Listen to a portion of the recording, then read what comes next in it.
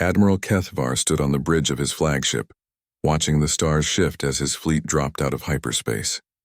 The Zephyrian Empire had been expanding for 3 centuries, and this was supposed to be just another routine conquest.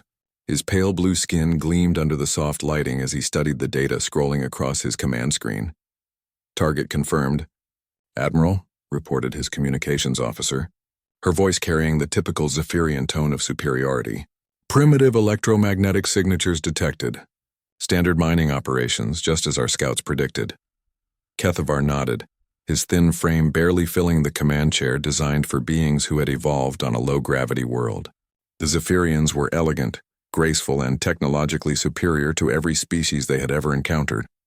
Their expansion across the galaxy had been swift and efficient, mostly because other species simply surrendered when faced with their advanced technology. "How many ships do they have?" he asked, already knowing the answer would be insignificant.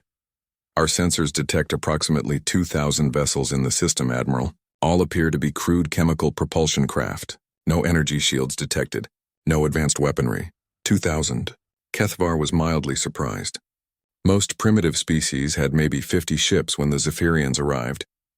They must be a busy little species, no matter. Prepare the standard intimidation broadcast. The bridge crew worked efficiently, preparing to transmit the usual message that had worked on 47 different species. Surrender immediately, or face destruction. The Zephyrians had perfected this approach over decades: show overwhelming technological superiority, demand submission, install a puppet government, and begin resource extraction. Simple and effective. But as they moved deeper into the system, the sensor readings began to change. "Admiral," called the sensor operator, his voice uncertain. "I'm detecting some unusual readings." "Define unusual," Kethvar replied, still confident but beginning to pay closer attention. "The electromagnetic signatures are stronger than we initially thought, much stronger. And they're not just coming from the third planet.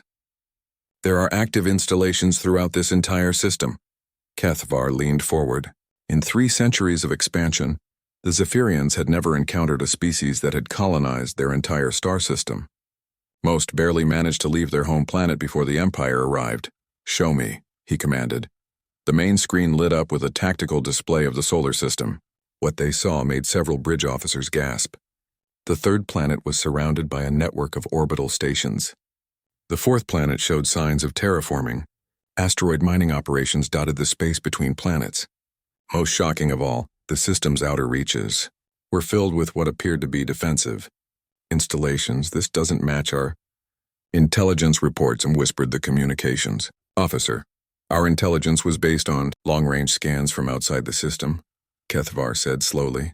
"We may have underestimated their development level." But he wasn't truly concerned yet. The Zephyrians had faced more advanced species before. Technology could be overcome with superior technology. Numbers could be defeated with better strategy. The Empire had never failed to conquer a target. "Admiral, we're being scanned," reported the tactical officer. "Multiple sources.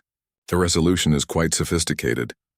Kethvar felt the first stirring of unease. Sophisticated scanning technology suggested a species that took defense seriously. But the Zephyrian fleet was still superior.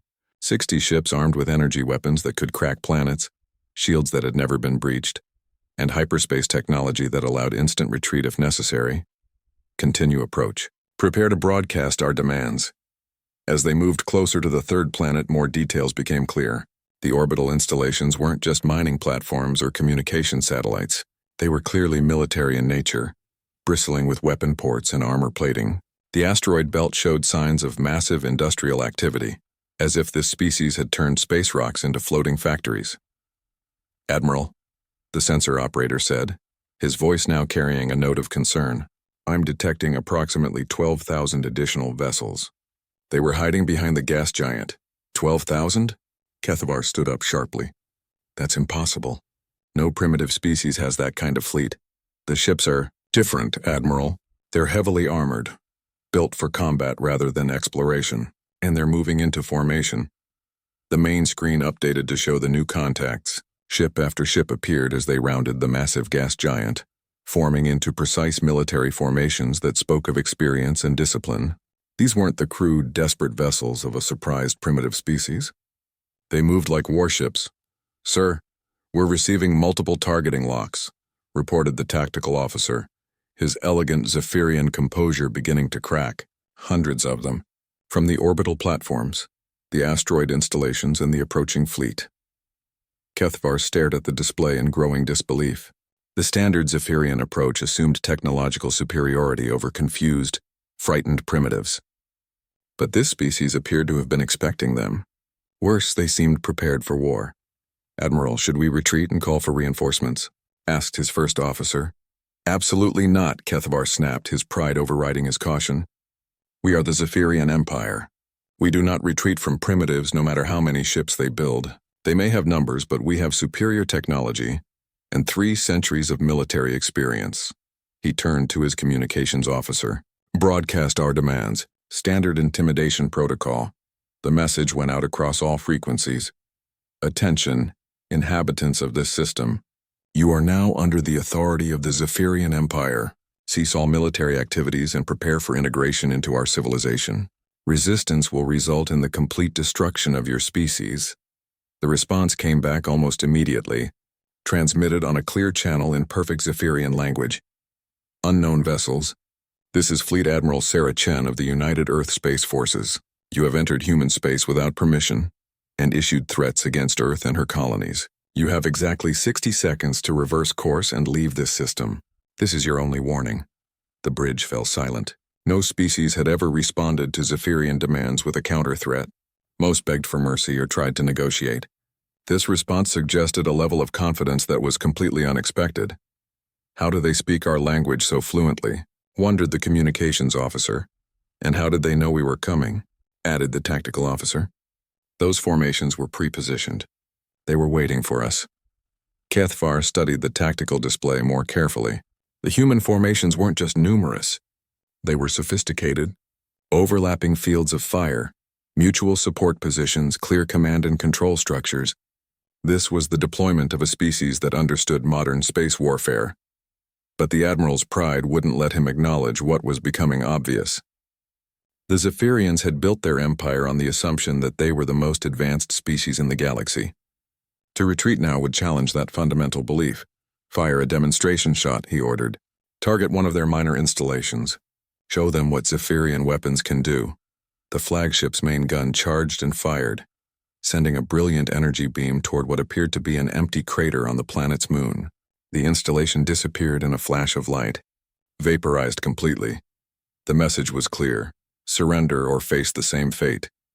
But instead of the expected panicked surrender, the human response was immediate and coordinated. Every ship, every platform, every installation in the system suddenly came alive with targeting signals. The display lit up like a starfield as thousands of weapons locked onto the Zephyrian fleet. "Admiral," the tactical officer said, his voice now openly fearful, "they're not surrendering. They're preparing to attack." For the first time in 3 centuries, a Zephyrian admiral realized he might have made a terrible mistake. These weren't frightened primitives. They were predators, and the Zephyrians had just walked into their territory. Fleet Admiral Sarah Chen stood in the command center of the UES Defiant, watching the alien ships on her tactical display. Earth's deep space monitoring stations had been tracking these vessels for 3 days as they approached the solar system. Unlike the aliens, humans had learned long ago that information was the first weapon in any war. "Ma'am, the aliens just destroyed Mining Station 7 on Luna," reported Lieutenant Martinez, his voice tight with controlled anger. "Complete destruction. No survivors." Chen nodded grimly. The station had been evacuated 12 hours ago when it became clear the aliens were hostile, but they didn't need to know that. Let them think they had just murdered innocent civilians. It would make what came next easier to justify. "All units, this is Admiral Chen," she broadcast on the fleet command frequency. "The aliens have fired first. Execute Protocol 7 immediately. Show them what happens when someone attacks Earth." Across the solar system, the response was instant. Orbital defense platforms that had been quietly tracking the alien fleet suddenly opened fire. Ships that had been drifting in apparently random patrol patterns revealed themselves to be in perfect attack positions. The asteroid belt installations that the aliens had dismissed as mining operations activated weapon systems that had been hidden inside fake rock shells. The Zephyrians had expected to face frightened primitives with crude weapons, Instead, they found themselves in a carefully planned kill zone. Lieutenant Commander James Wong piloted his fighter squadron directly toward the alien flagship. His ships were smaller and supposedly less advanced than the alien vessels, but they had advantages the aliens couldn't see. Human pilots had trained for space combat by fighting each other for decades. They knew every trick, every tactic, every desperate maneuver that could turn certain death into victory. "Fox Squadron, break and attack," Wong ordered. "Remember, these aliens think they're superior. Let's show them how wrong they are." The human fighters scattered in what appeared to be panic, but was actually a coordinated strategy called the Meteor Swarm. Each pilot attacked from a different angle, forcing the aliens to split their fire and confusion their targeting systems. Wong's fighter took a direct hit from an alien energy weapon, but human ships were built tough. The armor held, and he kept flying. "This is Fox Leader," he reported, his voice steady despite the damage to his ship. "Their energy weapons pack a punch, but they're not designed for multiple targets. Overwhelm them with numbers." On the surface of Mars, Colonel Elena Rodriguez watched the space battle through her command bunker's monitors while preparing her own forces. The aliens would eventually try to land troops, and humans had been preparing for that possibility since the first radio telescope detected signs of intelligent life in the galaxy.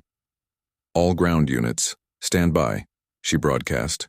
"Intelligence suggests these aliens are physically weaker than humans and come from low-gravity worlds. They've probably never faced enemies who can operate effectively in high-gravity environments. Use that advantage." Rodriguez had spent her entire military career studying how humans fought wars against each other.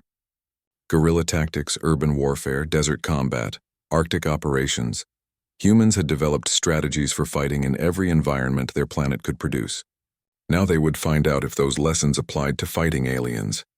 Back in space, Admiral Kethvar was discovering that his technological superiority meant nothing against enemies who refused to fight by the rules he expected.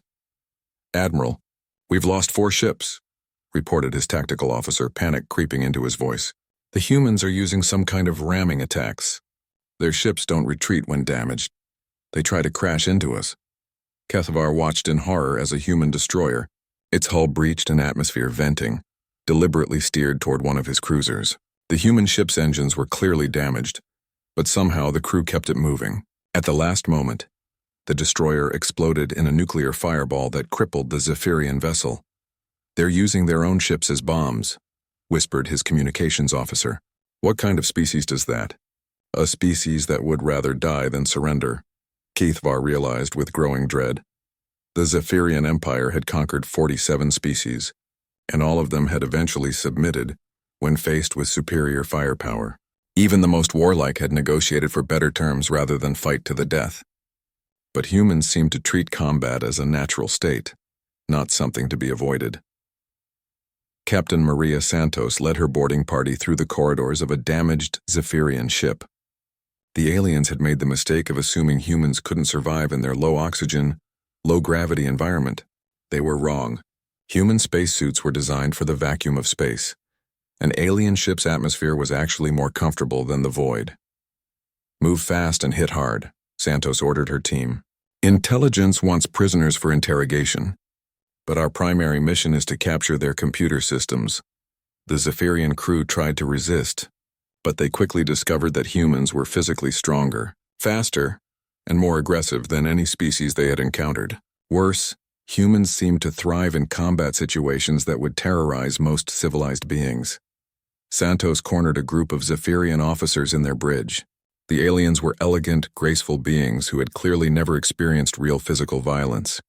When Santos advanced on them, energy weapon in hand and battle armor scarred from combat, they simply froze in terror. "Surrender and you'll be treated as prisoners of war," she told them in their own language, which human linguists had decoded from their initial broadcasts. "Resist and find out why our species survived on a planet that tried to kill us every day." The Zephyrians surrendered immediately. Throughout the solar system, the pattern was the same. Human forces that the aliens had dismissed as primitive were revealing themselves to be sophisticated, experienced, and absolutely ruthless. Every human military doctrine had been developed through centuries of warfare against other humans, creating a level of tactical expertise that no peacefully expanding empire could match. Admiral Chen received reports from across the battlefield as the first phase of the engagement concluded. The aliens had superior individual ship technology, but humans had superior strategy, superior coordination, and superior determination. Admiral, we've captured 17 alien vessels and taken approximately 300 prisoners, reported her intelligence officer. Our losses are significant but manageable. More importantly, we've downloaded portions of their computer systems. What did we learn? Chen asked. They call themselves the Zephyrian Empire. They've conquered 47 other species using exactly the same tactics they tried on us. Show up, demonstrate superior firepower, demand surrender, install puppet governments. Chen nodded. It was exactly what Earth's military planners had predicted. Most alien species would be peaceful, exploratory, possibly even friendly. But eventually, humans would encounter a hostile empire that viewed other species as resources to be exploited. What else? She pressed. Admiral, they have star charts, locations of all their colonies, all their military bases, all their conquered territories. And ma'am, those conquered territories include species that are still fighting resistance wars against Zephyrian occupation. Chen smiled grimly. The aliens had just given humanity everything it needed to turn this defensive battle into something much larger. Send a message to Earth Command, she ordered. Tell them we need to begin Phase 2 planning immediately. These Zephyrians are about to learn that humans don't just defend ourselves. When someone attacks our home, we make sure they can never do it again.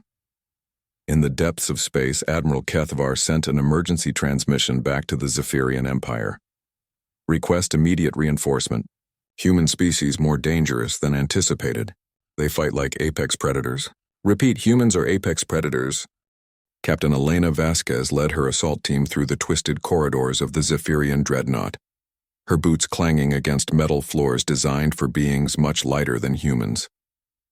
The artificial gravity was set to Zephyrian standards, making her feel like she could leap 10 feet with each step, but she kept her movements controlled and professional.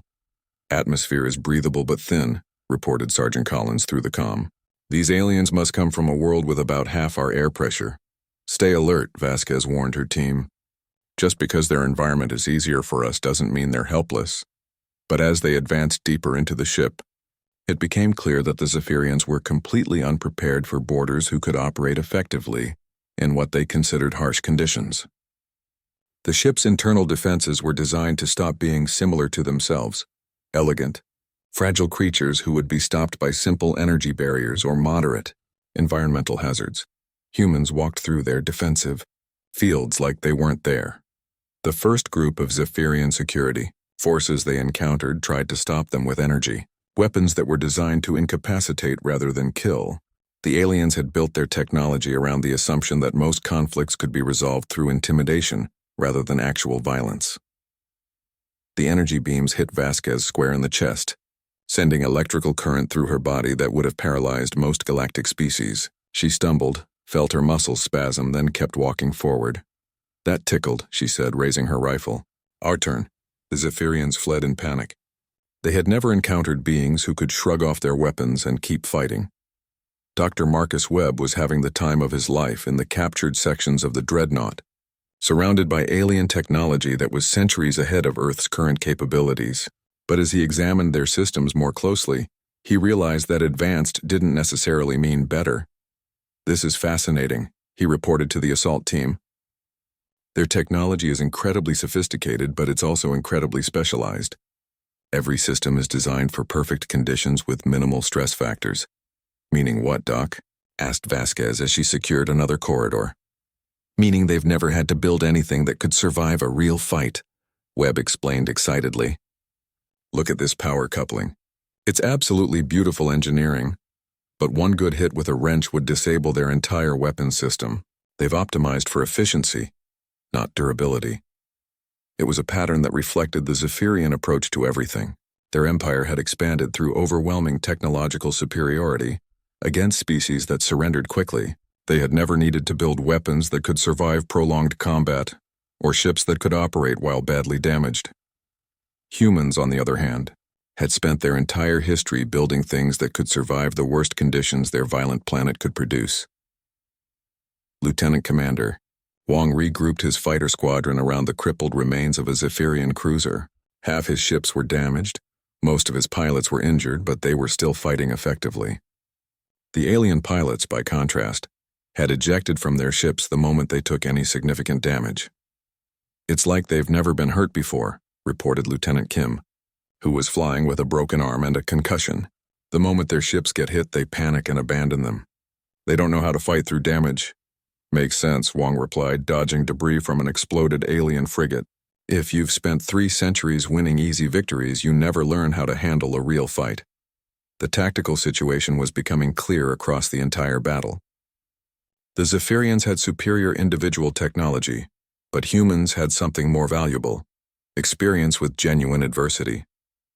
Every human military unit had trained extensively for scenarios where everything went wrong, where equipment failed, where victory required pushing through pain and fear and exhaustion. The aliens had no such experience. Admiral Kethvar watched his carefully organized fleet dissolving into chaos and tried to understand how everything had gone so wrong so quickly. His ships were faster, more heavily armed, and protected by energy shields that should have made them invulnerable to primitive human weapons. But the humans weren't fighting like primitives.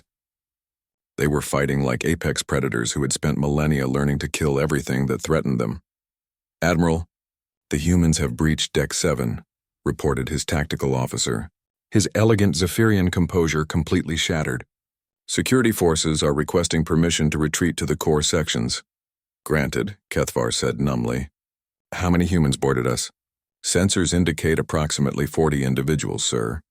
40 humans had neutralized 300 Zephyrian crew members and were systematically capturing his flagship. It should have been impossible, but the evidence was right there on his displays. "Admiral," his communications officer said urgently, "I'm receiving reports from the other ships. The humans aren't just fighting to win. They're taking prisoners, capturing technology, downloading our computer systems. It's like they're treating this as a learning experience." That realization sent ice through Kethvar's veins. Most species fought defensively when attacked, trying to survive until the enemy withdrew. But humans appeared to be using this battle as an opportunity to study Zephyrian technology and tactics. They weren't just defending themselves. They were preparing for future conflicts. Captain Vasquez reached the bridge of the dreadnought to find Admiral Kethvar sitting alone in his command chair, his pale blue skin even paler than usual. His bridge crew had fled when the humans breached the final security barriers. "Admiral," she said, her rifle pointed at his chest but her voice professional. "I'm Captain Vasquez, United Earth Marine Corps. You're now a prisoner of war." Kethvar looked at her with a mixture of fear and fascination. She was shorter than most Zephyrians, but her presence filled the entire bridge. Her armor was scarred from energy weapon hits, her helmet was cracked, and there was blood on her uniform from minor wounds. By all rights, she should have been incapacitated. Instead, she looked like she was just getting started. "How?" he asked weakly. "How are you still fighting?" "Our weapons should have disabled you." Vasquez smiled grimly. "Admiral, humans come from a world that spent 4 billion years trying to kill us. Extreme weather, predators, diseases, volcanic eruptions, ice ages, our planet threw everything it could at us. And we survived by becoming tougher than everything else." She gestured toward her team, who were efficiently securing the bridge while treating their own wounds with casual competence. "Your weapons hurt us, sure, but pain is just information. We've been dealing with pain since we lived in caves. What matters is whether we can still complete the mission." Kethvar realized with growing horror that he was looking at the product of evolutionary pressures his species had never experienced. The Zephyrians had evolved on a peaceful world where intelligence and technology were the keys to survival. Humans had evolved on a world where survival required not just intelligence, but toughness, adaptability, and the willingness to keep fighting no matter how badly things went wrong. "What do you want?" he asked. "Your computer systems," Vasquez replied. "Your star charts, your military organization, your technology specifications, everything you know about the Zephyrian Empire." "Why?" "Because, Admiral," she said, her voice taking on a tone that made Kethvar's blood run cold. "Humans don't just defend ourselves. When someone attacks our home, we make sure they can never do it again. And to do that, we need to know where to find you." As human assault teams systematically captured ship after ship, Admiral Chen received the report she had been waiting for. The first phase of the conflict was ending, and humanity had won decisively. But more importantly, They had gained something invaluable: complete intelligence on an interstellar empire that had just made itself humanity's enemy. "Ma'am," reported her intelligence officer, "we've downloaded their entire military database. Fleet positions, colony locations, resource centers, communication networks. We know where everything is." Chen nodded satisfaction. "Begin Phase 2 planning immediately. And send a message to Earth Command. Tell them it's time to show the galaxy what happens when someone makes the mistake of attacking Deathworlders." 3 months after the first battle, the Zephyrian Empire's most powerful fleet dropped out of hyperspace at the edge of the Sol system. Grand Admiral Vexthul commanded 200 ships, each one larger and more advanced than anything in the previous expedition. The Empire had decided that overwhelming force would succeed where tactical superiority had failed. "Begin long-range scans," ordered Vexthul, his confidence absolute. "This time we crush them with pure power." But as his sensors painted the system, what they revealed made him pause. The human orbital installations had not only been repaired, they had been upgraded. Sleek alien curves now blended with harsh human angles, creating hybrid structures that looked both familiar and threatening. "Admiral," reported his sensor operator, voice uncertain, "I'm detecting energy signatures that match our own technology. But the power output is 30% higher than our specifications allow." "Impossible," Vexthul replied. "Primitive species cannot improve upon Empire technology in mere months." Dr. Marcus Webb stood in his laboratory aboard the orbital platform Haven Station, surrounded by a mixture of human and Zephyrian technology that would have horrified any Zephyrian engineer. Where the aliens built elegant, specialized systems, Webb had created brutal hybrid monsters that combined the best of both approaches. The aliens designed their shields for efficiency, he explained to Admiral Chen via video link. Perfect energy distribution, minimal power loss, absolutely beautiful engineering. But they never considered what would happen if someone tried to overload the system deliberately. On his workbench lay a Zephyrian shield generator that had been gutted and rebuilt with human components. Massive heat sinks, redundant power couplings, and brute force amplifiers turned the elegant alien device into something that could absorb 10 times the punishment of the original. "We've taken their fancy sports car and turned it into a tank," Webb continued with obvious satisfaction. "It's not as pretty, but it works better for our purposes." The same pattern was repeated throughout human space. Captured Zephyrian weapons had been reverse-engineered and improved. Their energy cannons were more powerful, their hyperdrives were more reliable, and their computer systems had been adapted to human military doctrine. Most importantly, human engineers had learned to combine Zephyrian efficiency with human durability, creating hybrid systems that could operate effectively even when badly damaged. Commander Jake Morrison led his infiltration team aboard a modified human ship that had been equipped with captured Zephyrian stealth technology. Their mission was simple in concept but terrifying in execution: penetrate the enemy fleet, capture their command ship, and download everything the Empire knew about galactic civilization. "Remember," Morrison briefed his team, "we're not just gathering intelligence about the Zephyrians. We need to know about every species they've conquered, every resistance movement they're fighting, every weakness in their empire." The stealth approach worked perfectly because the Zephyrians had never needed to defend against their own technology.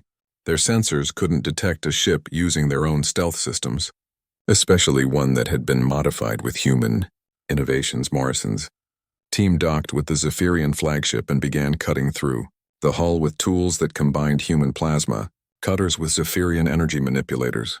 The result was a cutting beam that could slice through alien armor like paper. "We're in," Morrison reported as his team entered the enemy ship. Beginning data extraction. What they found in the Zephyrian computers was more valuable than gold: complete records of 47 conquered species, including current rebellion status, resource extraction rates, and military occupation levels. But most importantly, they found the locations of prison worlds where conquered species were held as slave laborers. The Zephyrians hadn't just attacked humanity, they had shown humans exactly what they did to species that couldn't defend themselves. Back in the main battle, the Zephyrian fleet was discovering that their overwhelming force advantage meant nothing against enemies who had spent the last 3 months learning from every mistake. "Sir, the humans are using our own weapons against us," reported the tactical officer aboard Vexthul's flagship. But the power output is beyond our safety specifications. How are they generating that much energy without destroying their own ships? The answer lay in human engineering philosophy, where Zephyrians built systems to operate at optimal efficiency within safe parameters. Humans built systems to survive when everything went wrong. Their hybrid weapons could operate at dangerous power levels because human ships were designed to contain and manage dangerous power levels. Captain Elena Vasquez, now commanding a hybrid human Zephyrian cruiser, led her battle group directly into the heart of the enemy fleet. Her ship had taken multiple hits from weapons that should have crippled it, but human damage control teams kept it fighting. "This is Vasquez to all units," she broadcast. "These aliens still don't understand how we fight. They think damaged ships withdraw from combat. Show them what human ships do when they get hurt." Her cruiser, streaming atmosphere and debris from multiple hull breaches, fired everything it had at the nearest Zephyrian dreadnought. The alien ship's shields held for approximately 30 seconds before overloading under the barrage of hybrid weapons that combined Zephyrian sophistication with human brute force. Throughout the battle, the pattern was the same. The Zephyrians had brought more ships and bigger guns, but humans had brought something more dangerous: the ability to learn and adapt faster than any species the Empire had ever encountered. "Admiral," Morrison reported from inside the captured Zephyrian flagship, "we've got everything. Complete star charts, military organization, industrial capacity, population centers, and resistance group locations. But sir, there's something else you need to know." "Report," Admiral Chen responded. "The Zephyrians aren't the only hostile empire out there. Their databases show 3 other aggressive species that conquest other civilizations. And ma'am, some of them are much larger than the Zephyrian Empire." Chen absorbed this information with the calm professionalism that had made her one of Earth's top military commanders. Humanity had always known that eventually they would encounter hostile aliens. They had prepared for that possibility by developing military capabilities that could handle anything their imagination could produce. Now they were discovering that their imagination hadn't been nearly ambitious enough. "Download everything," she ordered. "Every star chart, every tactical analysis, every piece of intelligence about galactic civilization. When we finish with the Zephyrians, we need to be ready for whatever else is out there." As the second battle reached its conclusion, Grand Admiral Vexthal found himself in the same position as his predecessor, watching his supposedly superior fleet being systematically destroyed by beings who fought with a combination of tactical brilliance and absolute ruthlessness. "Sir," his communications officer reported, "the humans are broadcasting a message. They're offering to accept our surrender." Surrender? Vexthal was stunned. "The Zephyrian Empire does not surrender. Admiral, they're not offering to spare us if we surrender. They're offering to spare our conquered species if we surrender. They're saying they know the locations of our prison worlds and our slave colonies." For the first time in his military career, Vexthal felt genuine fear. Not fear for his own life, but fear for his entire civilization. These humans weren't just defending themselves, they were preparing to dismantle the entire Zephyrian Empire and free every species the Empire had ever conquered. "Open a channel," he said. Quietly, Admiral Chen's face appeared on his screen, and Vexthal saw something in her eyes that chilled him. She wasn't angry or vengeful. She was coldly professional, like a surgeon preparing to remove a diseased organ. "Grand Admiral," she said, "we've captured your fleet, your technology, and your databases. We know everything about your empire. You have one choice: surrender completely and cooperate with the liberation of your conquered territories, or watch us free them ourselves while your species learns what it's like to be on the receiving end of conquest." Vexthal realized he was looking at the end of everything. His species had built over 3 centuries. The humans hadn't just defeated the Zephyrian Empire, they had studied it, understood it, and prepared to replace it with something completely different. "What are your terms?" he asked. "Unconditional surrender," Chen replied without hesitation. "Complete cooperation with the liberation of all conquered species, and full disclosure of everything you know about other hostile civilizations in the galaxy." As Vexthal considered his options, he realized that the Zephyrian Empire had made a fundamental mistake. They had attacked a species that didn't just fight to win, they fought to ensure their enemies could never threaten anyone again. 6 months later, the combined human liberation fleet emerged from hyperspace in the heart of Zephyrian territory. 200 ships of hybrid human-alien design, crewed by beings who had spent the last year perfecting the art of interstellar warfare, approached the Empire's capital system with the confidence of apex predators entering new hunting grounds. Admiral Sarah Chen stood on the bridge of the UES Retribution, watching as her fleet deployed into attack formation around the Zephyrian homeworld. But this wasn't a conquest fleet. It was a liberation force. And that made all the difference, Admiral. "We're receiving surrender transmissions from 14 orbital defense platforms," reported Lieutenant Martinez. "They're requesting terms for capitulation." "Tell them the terms haven't changed," Chen replied. "Complete surrender, full cooperation with liberation efforts, and total disclosure of intelligence regarding other hostile empires. Anyone who cooperates will be treated as prisoners of war. Anyone who resists will be treated as an obstacle to be removed." The Zephyrian home system was defended by the most powerful military installations the Empire had ever built. But they had been designed to intimidate primitive species into submission, not to fight a prolonged battle against enemies who specialized in turning superior technology against itself. Captain Elena Vasquez led the ground assault on the primary government complex, her enhanced power armor allowing her to move through the Zephyrian capital like a force of nature. Behind her came not just human soldiers, but representatives from 47 different species, every civilization the Zephyrian Empire had conquered over the past 3 centuries. "Remember," she broadcast to her diverse assault team, "we're not here for revenge. We're here for justice. The Zephyrians who cooperate with liberation efforts will be treated fairly. The ones who continue to support the slave system will not." The streets of the Zephyrian capital were eerily quiet. Most of the population had never experienced war firsthand, having lived their entire lives benefiting from the resources extracted from conquered worlds. Now they were learning what it felt like to be on the receiving end of superior military force. But the humans weren't interested in ruling the Zephyrians. They had learned from the captured databases that galactic civilization was far more complex and dangerous than anyone on Earth had imagined. Dr. Marcus Webb worked alongside alien scientists in the Yad liberated research facilities, studying not just Zephyrian technology but the accumulated knowledge from 47 different civilizations. Each conquered species had contributed their own innovations to the Empire's technology base, creating a treasure trove of scientific advancement. "This is incredible," he reported to Admiral Chen. "The Zephyrians didn't just conquer these species, they forced them to work on advanced research projects. We've got everything from faster-than-light communication to planetary terraforming technology." "What about military intelligence?" Chen asked. "That's the really important part. According to their databases, there are at least 12 other aggressive empires in this region of the galaxy. Some of them are much larger than the Zephyrians, and some of them are actively expanding toward human space." Chen absorbed this information with the calm professionalism that had carried her through 2 major space battles. Earth's military planners had always known that eventually humanity would face multiple hostile civilizations. They had prepared by developing military doctrines that could scale up to handle any threat level.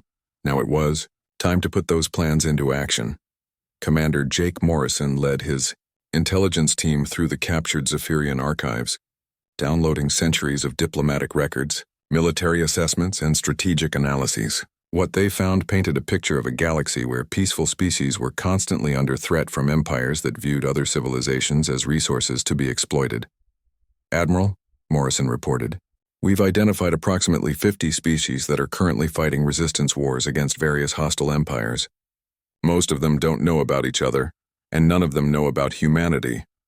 "That's about to change," Chen replied. "Begin broadcasting the Liberation Protocol on all frequencies. Let every resistance movement in the galaxy know that the Zephyrian Empire has fallen, and that Earth is offering military assistance to any species fighting for their freedom." The Liberation Protocol was a message that would transform galactic civilization, broadcast in dozens of languages and transmitted through captured Zephyrian communication networks. It announced the formation of the Terran Federation, a military alliance dedicated to protecting member species from conquest and ensuring that no empire could threaten peaceful civilizations. But the message also served as a warning to hostile empires throughout the galaxy. Humanity had entered the interstellar stage, and they were not interested in peaceful coexistence with civilizations that practiced slavery and conquest. In the former throne room of the Zephyrian Empire, Admiral Chen faced the defeated Grand Admiral Vexthul across a table made from materials gathered from dozens of different worlds. Around them sat representatives from every species the Empire had conquered, now free to speak for themselves for the first time in centuries. "Grand Admiral," Chen said, "your empire is finished. Your military has surrendered, your government has collapsed, and your conquered territories are now independent worlds. You have one remaining opportunity to serve a useful purpose." Vexthul, his pale blue skin now almost white with exhaustion and defeat, looked up at her with a mixture of fear and curiosity. "What do you want from me?" "Information," Chen replied. "Everything you know about the other hostile empires. Their military capabilities, their expansion plans, their weaknesses. Help us prepare to defend the galaxy against the next threat, and you'll be allowed to live quietly on a resettlement world. Refuse and spend the rest of your life in a prison cell." Vexthul considered his options. His empire was gone, his species was defeated, and the humans had already demonstrated their ability to carry out any threat they made. "What makes you think you can succeed where the Zephyrian Empire failed?" he asked. "Admiral," Chen said, her voice carrying the quiet confidence of someone who had spent their entire species' history preparing for this moment. "The Zephyrian Empire conquered through technological superiority and intimidation. You ruled through fear and never had to fight a real war." She gestured toward the representatives of the liberated species, many of whom were now examining human technology and discussing mutual defense agreements. "Humans come from a world that spent 4 billion years trying to kill us. We survived by becoming more dangerous than everything else on our planet, including other humans. For 200,000 years we fought wars against enemies who were just as intelligent, just as determined, and just as ruthless as we were." Chen leaned forward, and Vexthul saw something in her eyes that made him understand why his empire had fallen so quickly. "You conquered species that surrendered when faced with superior technology. We learned to fight by facing enemies who never surrendered, no matter how desperate things became. Your empire ruled through fear. The Terran Federation will rule through strength and the knowledge that anyone who threatens our allies will face the full military might of a species that treats warfare as a natural state." The room fell silent as the implications sank in. The Zephyrians had built their empire by terrorizing peaceful species into submission, but they had never faced enemies who specialized in warfare. Enemies who had spent their entire evolutionary history learning to kill anything that threatened them. Now those enemies were loose in the galaxy, armed with the best technology from dozens of different civilizations and united by a simple principle: no species should have to live in fear of conquest. "Admiral," one of the liberated representatives asked, "what happens now?" Chen stood and walked to the great window that looked out over the Zephyrian capital, where ships from dozens of different worlds were working together to establish the infrastructure of the new Federation. "Now," she said, "we make sure this never happens again. We build a defense network that can protect every peaceful species in the galaxy. We hunt down the other hostile empires before they can threaten anyone else, and we make it clear to the universe that the age of conquest is over." She turned back to face the room, and her expression carried the absolute certainty of someone who had never lost a battle. "The galaxy is about to learn what happens when Deathworlders decide to keep the peace. Any empire that threatens innocent species will discover that humans don't just fight to win. We fight to ensure our enemies can never threaten anyone again." As the representatives of 47 liberated worlds began planning the future of galactic civilization, Admiral Chen received a message from Earth Command. Long-range sensors had detected signs of 3 other hostile empires beginning to expand toward Federation space. She smiled grimly. The Zephyrian Empire had been humanity's introduction to galactic warfare. Now it was time to show the rest of the universe what happened when someone made the mistake of threatening species under Terran protection. The Deathworlders had been unleashed, and the galaxy would never be the same.